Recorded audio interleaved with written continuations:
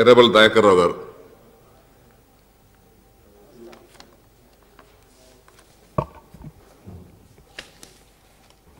ఈరోజు మీరు స్పీకర్ స్థానంలో కూర్చోవటం, ముఖ్యమంత్రి గారు మిమ్మల్ని నిర్ణయించినట్టే అందరూ కూడా చాలా హ్యాపీగా ఫీల్ అయినాం. మీరు స్పీకర్గా ఎన్నుకోవటం మీకు హృదయపూర్వక కృతజ్ఞత ధన్యవాదాలు తెలియజేస్తూ, ఒక రైతు బిడ్డగా ఇలా రైతులందరూ కూడా హర్షించే విధంగా ముఖ్యమంత్రి గారు నిర్ణయం తీసుకోవడం జరిగింది. చాలామంది రైతులమే, కానీ రైతులుగా ఉండక మేము పాయింట్లు బుషొట్లు వేసుకొని షోకులో పడుతూ ఉంటాం. మీరు అట్లాగా రైతుకు ఆదర్శంగా ఈరోజు ఆ స్థానంలో కూర్చోవటం, దేశంలో పట్నే ఒక ఆదర్శ రైతును ఇక్కడ పెట్టినట్టు ప్రజలందరూ కూడా భావించడం జరుగుతున్నది. ఇలా అగ్రికల్చర్ మినిస్టర్గా మీ పనితీరు చూశాం. దేశమంతా కూడా హర్షిస్తున్నారు రైతులంతా కూడా. ముఖ్యమంత్రి గారు చేసిన నిర్ణయాలన్నీ కూడా పద్ధతిగా మీరు చేయటం. ముఖ్యంగా నేను కొత్తగా వచ్చిన అగ్రికల్చర్ ఆఫీసర్లను చూశాను. వాళ్ళ పనితీరు ఏ ఆఫీసర్లు కూడా పనిచేయలేదు. అమ్మాయిలు కూడా డే నైట్ పనిచేసి రైతులకు సరైన రీతిలో చెక్కులు అందించి, అది మీ నాయకత్వం మీద ముఖ్యమంత్రి గారు చేయటం ఇలా రైతాంగం అంతా కూడా గర్వపడుతుందని కూడా ఈ సందర్భంగా మీకు తెలియజేస్తున్నాం. కొత్తగా వచ్చి వాళ్ళు డే నైట్ పనిచేసి రైతుల మధ్యలో ఉండి, అమ్మాయిలైనా చిన్నపిల్లలైనా కూడా ఆ పనితీరు ఇప్పటికి కూడా మర్చిపోనామని కూడా ఈ సందర్భంగా తెలియజేస్తున్నాం.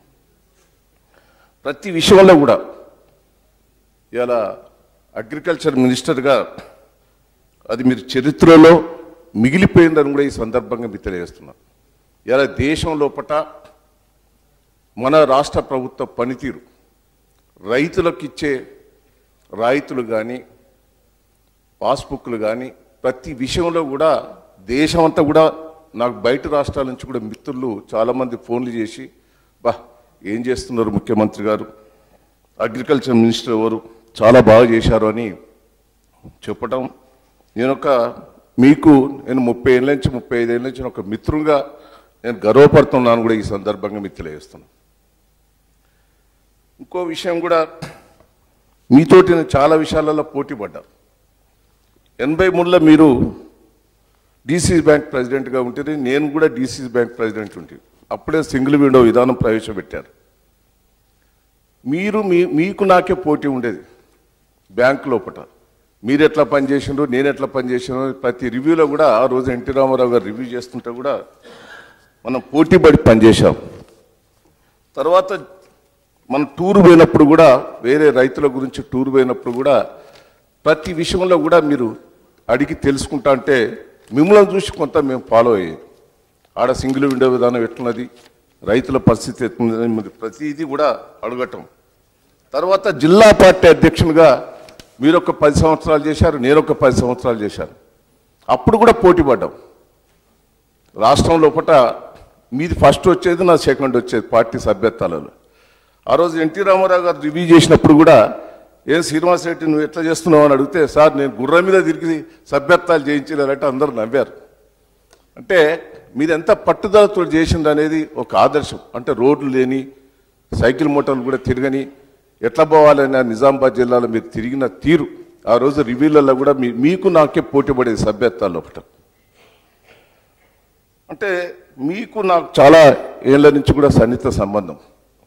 తర్వాత మహారాష్ట్ర లోపల అక్రమ ప్రాజెక్టులు కడుతుంటే ఫస్ట్ మీరు పశువుల కాపర్లతోటి ఆడ పునాది తీస్తుంటే మీరు తెలుసుకొని నాకు ఫోన్ చేశారు. దయాకర్ ఇట్లా మహారాష్ట్రలో అక్రమ ప్రాజెక్టులు కడుతున్నారు, ఎట్లా ఏంది, అది కట్టేది ఉంటే మన తెలంగాణ అంతా కూడా నాశనం అవుతుందని మీరు నాకు ఫోన్ చేసి చెప్పారు. అప్పుడు మీ దగ్గరికి వచ్చి కలిసి మీతోటి పాటు మనం అందరం కలిసి మనం అప్పుడు సైకిల్ మోటార్లతోటి మనం పోయాం. ఫస్ట్ టైం పోయి అక్రమ ప్రాజెక్టులు చూడటం జరిగింది. సార్ అప్పుడు మనల్ని అరెస్ట్ కూడా చేయటం జరిగింది. తర్వాత మళ్ళా సుమో తీసుకొని పోయినాం, ఒక మారువేషాలలో పోదాం సార్ అని మిమ్మల్ని ఎంత ప్రయత్నం చేసి పైంట్ వేద్దామని ప్రయత్నం చేసిన. అబ్బో నేను పైంట్ వేసుకొని ధోతే కట్టుకుంటా అన్నారు. అవన్నీ కూడా నాకు గుర్తున్నాయి. మీరు ధోతి తప్ప పైంట్ ఏ పరిస్థితి కూడా ప్రయత్నం చేసినా కూడా వేయలేకపోయారు. అంటే అట్లా పోయి తీసుకొచ్చి అప్పుడు ముఖ్యమంత్రి గారికి ప్రధానమంత్రి గారికి కలిసినా కూడా ఆ రోజు మహారాష్ట్ర అక్రో ప్రాజెక్టులను మనం ఆపలేకపోయాం. మేము కలిసి పెద్ద ఎత్తున కూడా ఎంత చేసినా గత ప్రభుత్వాలు అప్పుడు పట్టించుకోలేదు. ఈరోజు మీరోసారి నేను ఇక్కడ అగ్రికల్చర్ మినిస్టర్గా మీరు కూర్చొని ఇక్కడ మాట్లాడుతుంటే ఆ కాళేశ్వరం పూర్తయితే దయాకర్, అప్పుడు మన ముఖ్యమంత్రి గారు పట్టుదలతోటి కాళేశ్వరం పూర్తి చేస్తున్నాడు, మీ వరంగల్ జిల్లాకు అదొక వరవని అన్నప్పుడు నేను ఒక అదృష్టంగా ఆ రోజు పోరాటం చేసినామని మనం చర్చించుకున్నాం. ఆ పోరాటం ఆ రోజు ఆ ప్రభుత్వాలు పట్టించుకోలే. కానీ ఈరోజు ముఖ్యమంత్రి గారు వరంగల్ జిల్లా ఎస్ఆర్ఎస్పిని ఎండిపోకుండా ఆ కాల్వలను ఇలా కాపాడిన మహానుభావుడి గురించి మేము డిస్కషన్ చేసుకున్న సంఘటన కూడా ఒకసారి గుర్తు చేస్తున్నాం. ఎందుకంటే నేను ముఖ్యంగా మీ పట్టుదల పనితీరు, ముఖ్యమంత్రి గారు ఒక లక్ష్మి పుత్రుడిగా బిరుదు పెట్టడం కూడా చాలా సంతోషంగా ఉన్నదని కూడా ఈ సందర్భంగా మీకు తెలియజేస్తున్నా.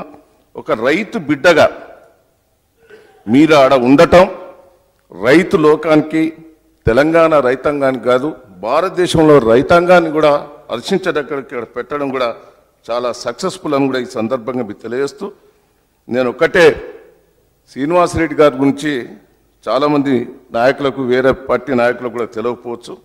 ఒక పట్టుదల మనిషి, వారి నాయకత్వం లోపల అందరూ కూడా సహకరించి ఈ అసెంబ్లీని భారతదేశం లోపలనే నెంబర్ 1గా గతంలో ఎట్లయితే మంచి పేరు వచ్చిందో, కొంతమంది చేయబట్టి కొంతమంది మీ దాంట్లో కొంతమంది చేయబట్టి చెడ్డ పేరు వచ్చింది. కానీ ఆ చెడ్డ పేరు రాకుండా మళ్ళా ఇంకా సక్సెస్ఫుల్గా నడిపించేందుకు మీ అందరూ కూడా సహకారం ఉండాలని కూడా ఈ సందర్భంగా తెలియజేస్తూ, ఈ అవకాశం ఇచ్చి ఈ కార్యక్రమంలో ముఖ్యమంత్రి గారు నియమించినందుకు ప్రత్యేకంగా కృతజ్ఞతలు, ధన్యవాదాలు తెలియజేస్తున్నాం.